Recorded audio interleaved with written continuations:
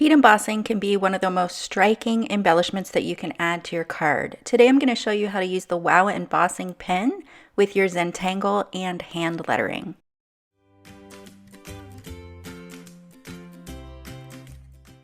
As always, links to the products are in the description below, as well as a 10% discount code. While you're there, be sure to like and subscribe. I'm going to start off with a piece of 4.5 by 4.5 Arches cold pressed watercolor paper, and I'm putting a small dot in each one of the corners. I'm going to connect those dots with a pencil. This is just a Zentangle pencil, which is a regular household pencil. And this is going to create a border on my card. I want to make sure that I have some white space around the border and that my design doesn't go all the way to the edges. If I go over the line, that's totally okay. I just want to keep some of that white space. Here I have a Pigma Micron pen. This is a plastic nib pen. So if you're familiar with the Sakura Micron PN pens, this is the same kind of pen, same ink, same nib. I'm going to start off with the pattern Shattuck, and I'll have a link to the steps for that pattern down below in case you need some more instruction. It's a pretty easy pattern. I'm just going to start off with a couple spines here, so these kind of like curly-Q spines. I just draw a line, put a little loop on the end, and then come back around and echo that line. Then I'm going to draw kind of a rounded zigzag. So instead of having a straight zigzag, I'm just going to round the lines a little bit, and then I'll echo that in the next segment as well. If at any time you feel like you need to slow down or speed up this video, you can do that with the settings in YouTube. So please feel free to do that. After I've shown you the part of the initial pattern, I will speed things up to keep the size of this video and the length manageable.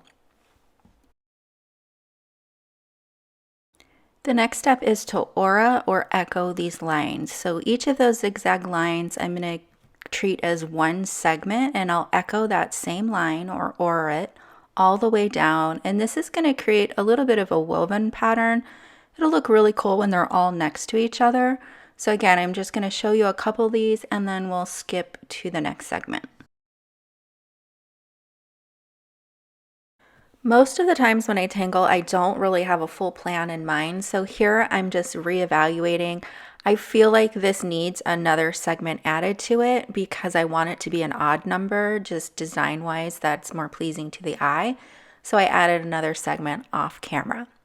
The next pattern that I'll add is called Flux, and I'm going to change it up just a little bit and put an aura line around it. So I'm just echoing that line and outlining that original shape. And this is a great filler pattern. So whereas Shattuck is a focal pattern, it really kind of, is the focal point of this card. Flux is going to help to fill in the rest of the card in these spaces. And I'm keeping this design really minimal. I'm just sticking to just two patterns. What's going to make this a little more dynamic is that I'm going to change the direction of the flux, the size of the flux, and that's going to help add a little more interest to the card than them just going in one direction. Here I have the Pigma Graphic 1 pen, and this is a thicker nib. I definitely grab a larger nib anytime I want to fill in a space. There is nothing zen to me about trying to fill in a space with an 01 pen or a small nib. It's actually really frustrating to me. So I don't do that, but you certainly can. If you only have the one pen, go ahead and fill it in. Here I decided I needed a sentiment, and then rather than stamp a sentiment, I thought it would be fun to do some lettering. I don't do lettering, you guys. I've definitely watched people do lettering. I think it's super relaxing type of video to watch, but I don't really do lettering. So this is my try at it. I had a very limited space, plus I'm not really very experienced with it. So I just kept it really simple and to the word hi. And that's about the extent of my lettering today. So I just drew a couple lines so that the height of my letters would be the same, not only at the top and the bottom, but also at that mid-level. And I think that helps to add a cohesiveness to the font. And I'm just going to add a bit of flourishes or the serif on the ends of these letters to make it a little more fancy. I think that a serif font goes a lot better with this design than a sans serif, which is a little more casual. We need something a little more formal. I'm not getting too fancy with like flourishes and things like that though. So I'm just going to sketch this out with my pencil first, and then I'll outline it with a pen. And I decided that this definitely needed to be gold, and so we'll do some heat embossing with this lettering. I'll pop on some music so you can watch the rest of the lettering.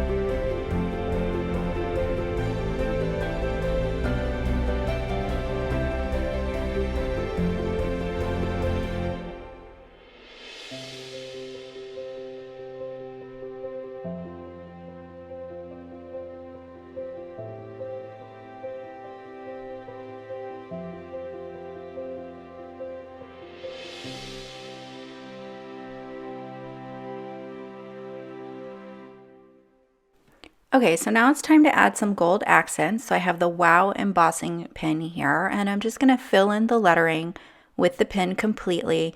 Now I didn't let my ink dry for long enough, so it is smearing the ink just a little bit, but that won't really matter because the embossing powder is going to completely cover it. So I'm going to sprinkle over, this is Gold Rich embossing powder from Wow. And I'm just going to use a dry paintbrush to take off the excess. I didn't pre-treat this with an anti-static powder tool, so I had a little bit of stray powder there. I always start heating from behind just out of habit, and then I'll come to the front to finish the embossing. And you can see that it's just a little bit patchy. I missed a small area at the bottom of the H there. So after I've heat embossed this and let the embossing powder completely cool, I'll go back in and color over this again with the Wow embossing pen and emboss it one more time. Having the 2 layers of embossing powder is also going to give you greater dimension to your lettering, which is also, I think, a nicer look as well. So here's the second layer of embossing powder, and I think that looks great. So I decided that I also needed some embellishments around these flecks, so I added this extra aura line so that I could add dots in those areas. So I literally just dotted the pen down repeatedly, and I'll show you a couple of these and then I'll do the rest of them off screen since it's the same process over and over. If you guys are enjoying this video, be sure to like and subscribe below. And I'll add a line to the right side of each one of these spines on the Shattuck because it was looking a little lonely without any gold. Now, of course, you don't have to use gold. You can use any color embossing powder that you like to this, and you don't have to use the same color. You can use a different color powder for each of the elements. I felt like this design needed a little more contrast, so I'm just going to take my pen and run it on the inside of this flux. And in some of them, I'll add even more black at the tip of it just to add greater contrast. And you can see what a big difference that makes. It makes them look almost recessed in the center. And I decided that I wanted to have some color on this card. So I grabbed my Altenew Watercolor Pencils. This is the Woodless Watercolor Pencil set. You can see I've swatched out my colors there, and I just need to pick a couple colors. I ended up picking turquoise, yellow ochre, and rubellite.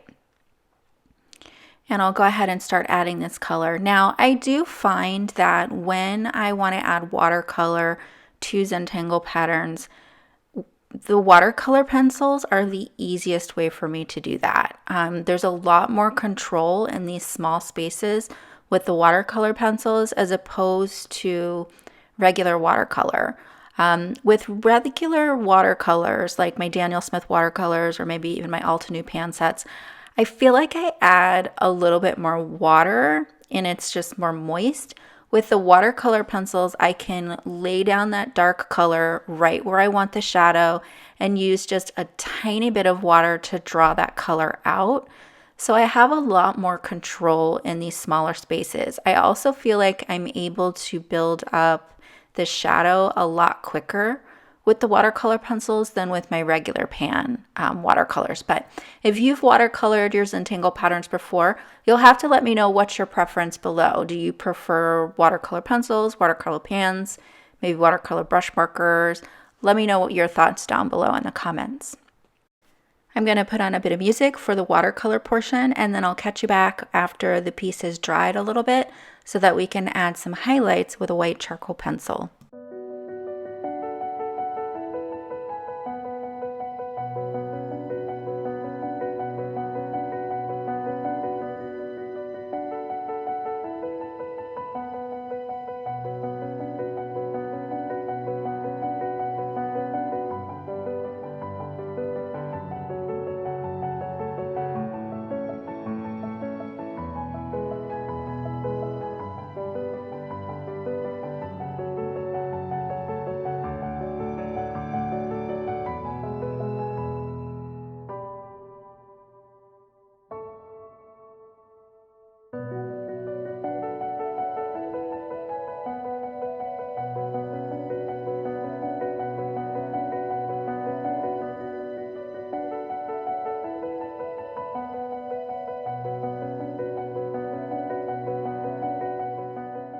So this is the only thing I wish I had done a little bit different. I had two outlines around the high, and I wish I had put the pink on the outer outline and left the white next to the high. I feel like it probably would have stood out a little bit more, but overall I'm really happy with how the watercoloring came out.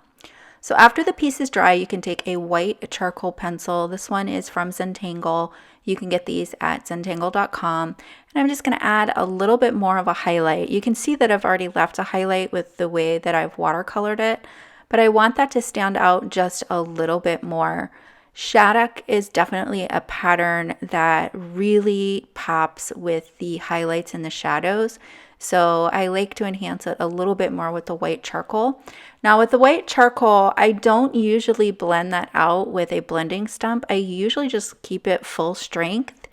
I find when you blend it out, it's not as bright as I want it to be. So I try to keep my pencil more parallel to the table when I'm applying it, so they get a broader, kind of more blended stroke. And then I just leave it as is and I don't try to blend it. So you can see the difference there. So I'll add really small highlights to the flux as well, and then I'll add some shadow around the outside of the design with a regular pencil. So here you can see that here, and again, I hold my pencil more parallel so that I'm using the broad edge of the pencil rather than the point, so I get a kind of thicker stroke and a better blend. Then I'll use a tortillon or a paper stump and I'll just blend that out. It blends out beautifully on the watercolor paper because the watercolor paper has so much texture to it. So you get a really nice soft blend to your graphite on paper that has texture. Sometimes when I try and do the same kind of blending on Neenah Classic Crust Solar White, because it's a smooth surface, I get more of a shiny appearance. So here's the finished piece, and I think that the gold embossing adds such a special touch to this card and really turned out well. It goes along with the lettering and the Zentangle so well. I hope you guys enjoyed this project. If you learned something new and you enjoyed it, please be sure to like and subscribe, and I'll see you soon with more inspiration.